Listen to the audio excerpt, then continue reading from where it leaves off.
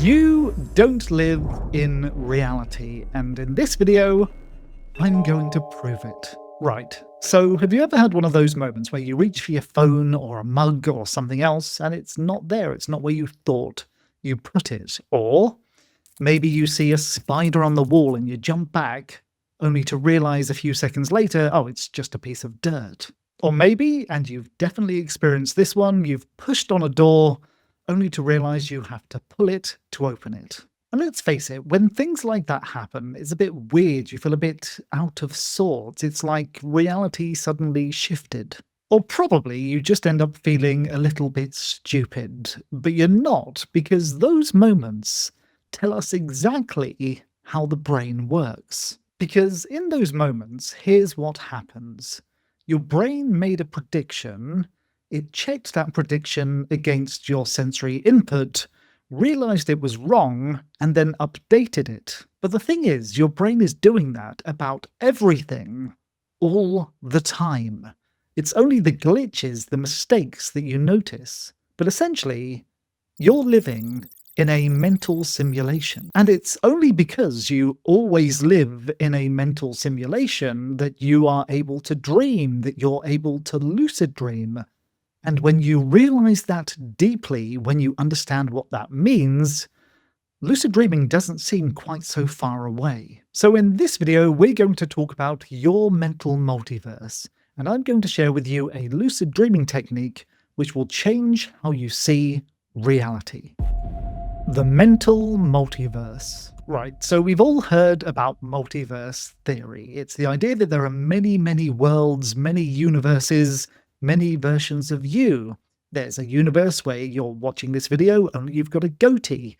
There's a universe where you're a pop star or a multi-billionaire. And then there's another universe where you've made this video and I'm the one watching it. And while that's a really interesting concept and makes for great TV shows like Rick and Morty and that kind of thing, it's all very sci-fi and doesn't really feel real in our day-to-day life. But what have I told you? That you live in a multiverse right now. But it's not a physical multiverse, it's a mental multiverse, a simulated multiverse. It's the world your brain experiences as it tries to understand what the real world is like. But before you think I've been smoking something, let's talk about predictive processing. Okay, so your brain has never seen reality directly. Think of it this way, your brain is a little creature that lives in a black box, and that black box is what we call the skull. That's where it's always been, and it relies entirely on your sensory surfaces, the input from your senses, to know what's going on out there in reality. So how does it do that? Well, it's not how you might think. So a lot of people feel like their brain is just taking in all the information from the senses, processing it, and showing you a live feed of reality. But if that were true, your brain wouldn't struggle with this particular optical illusion. It would just simply look like two circles, but the more you stare at it, the harder it is for your brain to understand because it's experiencing a prediction error. Equally, if you experience reality directly, the text on the screen right now would just be gibberish. But because your brain is a wonderful prediction machine, it can guess the meaning without having to rely entirely on data input. And basically it boils down to this. Evolution is a little bit lazy and very efficient, and it would be very inefficient to constantly process all the data from the senses and to build a model directly from that. So what nature did instead is what we call the predictive processing theory. The brain creates a mental model, a hallucination, a kind of dream about what it thinks the world is like. It makes a guess, and it does that based on previous experiences and some of your current sensory data. So it's essentially a mental simulation, which is a best guess as to what's going on in reality, and that simulation only gets updated when the information from the senses contradicts it. But remember, this is a multi-variable simulation, so many things are being checked against constantly. So you could think of your experience of reality a bit like Schrödinger's cat. Your brain creates a simulation, a model, a guess of reality, which exists in uncertainty, which collapses into certainty when sensory data matches it. So your model of reality is essentially a multiverse of predictions, a mental multiverse of many, many possibilities about what reality could be. The Multiverse of Dreams. Okay, so what have we learned so far? We've learnt that every experience you'll ever have will be a mental model, a predictive model about reality. When you're awake, that dream, that model, is tethered to your sensory data. That keeps it in check. But when you're dreaming, it is no longer tethered to reality. When you're dreaming, your brain is using exactly the same software, the exact same predictive model that it uses right now.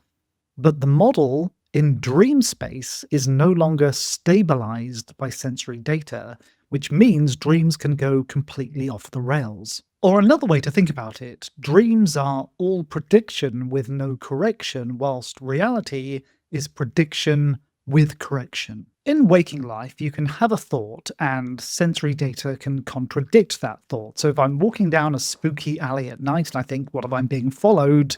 All I need to do is to check over my shoulder and sensory information will show me whether that's true or not. But if I were dreaming and I were walking down a spooky alleyway and I had the thought, maybe I'm being followed, there is nothing there to correct that thought. So that becomes the reality of the dream. And dreams are compounded even further because during dreams, your prefrontal cortex, the area of the brain required for critical thinking, is offline. So the predictive model gets even more wild. Well, this is all very intellectually interesting, but how can we use it to induce a lucid dream? The technique. Before we jump into the technique, I first need to say a quick thank you to everyone who makes this channel possible. Thanks to everyone who is a member of this channel. Without you, none of this would be possible. But a big thank you to Stephen Rice, a channel benefactor at the highest level of membership. So if you want to support the channel, consider becoming a member. So here's the technique, but it's not really a technique, it's more of a shift in mindset, a new way to think about reality. And I call it spotting the multiverse pilot. Step 1. Remind yourself that everything is a model. As you go about your day, whenever you have a spare moment to think, stop and remind yourself that everything you've ever experienced, including this moment, is a simulation, a predictive model, essentially no different from a dream at night. You can't tell if you're dreaming by how real something feels because both dreams and your subjective perception of reality are using the same model of reality. Step 2. Try to notice the autopilot. We spend most of our lives in some kind of autopilot mode and we take it for granted. Right now, for example, you've given no thought to your bodily position, your breathing, how you're moving the mouse or interacting with your phone, how you're processing the words that are coming out of my mouth.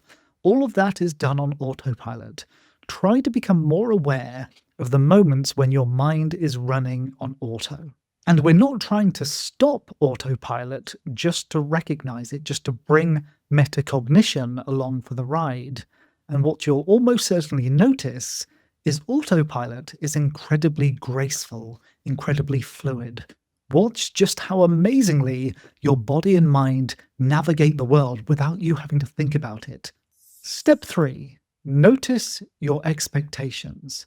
So as you become more familiar with how your autopilot operates, try to predict its predictions. What do you expect about reality? Watch how your body moves, how you think things are going to play out. Do they match? And what we're trying to do is to develop a sensitivity to the modeling process, those moment-by-moment expectations that your brain is generating. You could think of it as becoming mindful of mindlessness or metacognitive of the autopilot. Step 4. Continue the intention at bedtime. So when you go to bed at night, all of the steps you've followed so far are going to continue. They will continue into your dreams. So set that intention one more time that you'll continue this practice even when you're sleeping. And here's a way to check your predictive model right now. What happens when you click on the like button? And also, what happens when you watch one of the videos on the screen right now? I'll see you there.